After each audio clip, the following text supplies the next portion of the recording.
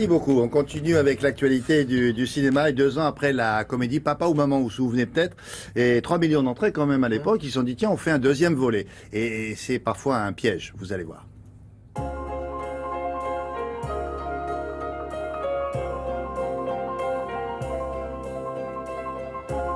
Pourquoi un piège? Parce qu'on se dit sur la lancée, on va essayer de faire aussi bien, mais c'est un défi, ils l'ont relevé. Mais ils ont fait même mieux que le premier, ce qui est rare, parce que c'est périlleux l'exercice de la suite. Eh ben oui. Il y avait une grosse attente quand même, 3 millions d'entrées pour une comédie, c'est très bien, c'était il y a 2 ans. Ils ont repris les mêmes, Laurent Lafitte, Marina Foïs, le titre, Papa ou Maman, ils ont mis 2, c'est la suite très sobrement.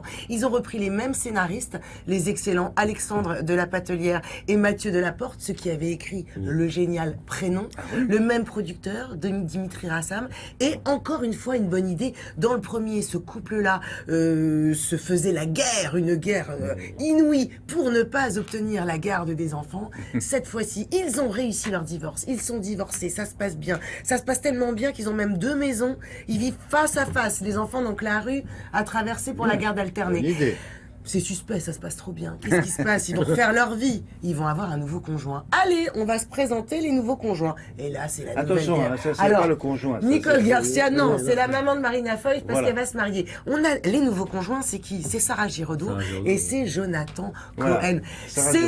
Et Jonathan Cohen. C'est de l'humour vachard, c'est corrosif, c'est décomplexé, c'est, je peux pas vous dire mieux, c'est 1h26 infiniment drôle. Moi, j'adore ça, voilà. Mais c'est très border, parfois.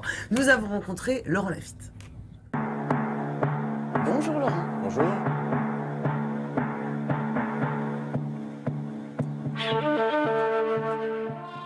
Le premier volet a connu un beau succès. 3 millions d'entrées, c'est quand même pas rien, surtout pour une comédie en ce moment. Et on sait que faire une bonne suite, c'est un exercice périlleux. Est-ce que vous avez hésité avant de repartir pour un tour? Oui, moi j'étais assez sceptique quand les producteurs et les auteurs ont commencé à nous parler d'une suite. Le premier volet était un film, ce qu'on appelle un film concept, un film à pitch. Ils ne veulent pas avoir la garde des enfants. Donc c'était très drôle déjà. Le concept est très fort. Et là, je ne retrouvais pas de concept. Et ce qui m'a paru être une faiblesse à la première lecture, au fur et à mesure, on s'est mis à travailler sur les scénarios tous ensemble. Je me suis rendu compte que ça allait être la force de la suite. C'est que justement, c'est plus un film concept. C'est un film qui reste très drôle, très efficace, mais qui parle beaucoup du couple, qui parle beaucoup de la reconquête amoureuse et qui est encore plus dingue que le premier. Ce soir, je dîne avec le nouveau mec de mon ex-femme. Vous connaîtrez ça bien assez tôt. Et c'est quoi son nom de famille? Morteau. Ah, Morteau, comme la saucisse. C'est marrant. Ce qui est très drôle, c'est que déjà, c'est très visuel. Les 2 maisons face à face, les 2 mêmes chiens. Mais c'est un divorce de rêve, quasiment. Ça se passe. C'est le bonheur, la garde d'enfants, ils n'ont qu'à traverser. Ouais, c'est un divorce de rêve sur le papier. Vous êtes allé chercher ça où, quand même, cette idée? C'est un peu comme sur le 1. On prend une situation réelle et puis on la tord, on essaie de la pousser à l'extrême jusque dans l'absurde. Mais toujours plein de bonnes intentions. Et que les blessures en sont que plus violentes, quoi. Vous devriez vous remettre ensemble. Quoi? On dort pas ici ce soir? Non, je suis votre mère. Papa, il nous a virés parce qu'il veut faire un gosse à Béné. Quoi? Maintenant? Pardon? Béné, j'ai 42 ans. Je sais pas quel âge j'aurai dans 10 ans. Alors si c'est pour avoir un enfant qui est plus vieux que soi, je vois pas l'intérêt.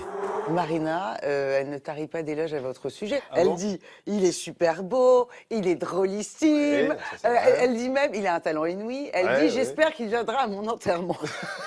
Non mais donc vous êtes une super équipe tous les 2 maintenant, vous vous connaissez bien. On se connaît depuis très longtemps, on se connaît depuis les cours Florent. C'est ça, ah oui d'accord. J'avais 18 ans, c'est qu'elle a une espèce de retenue, quelque chose de très sincère, de très droit et en même temps elle peut aller très très loin dans l'absurde. Vous êtes tous malades dans cette famille-là.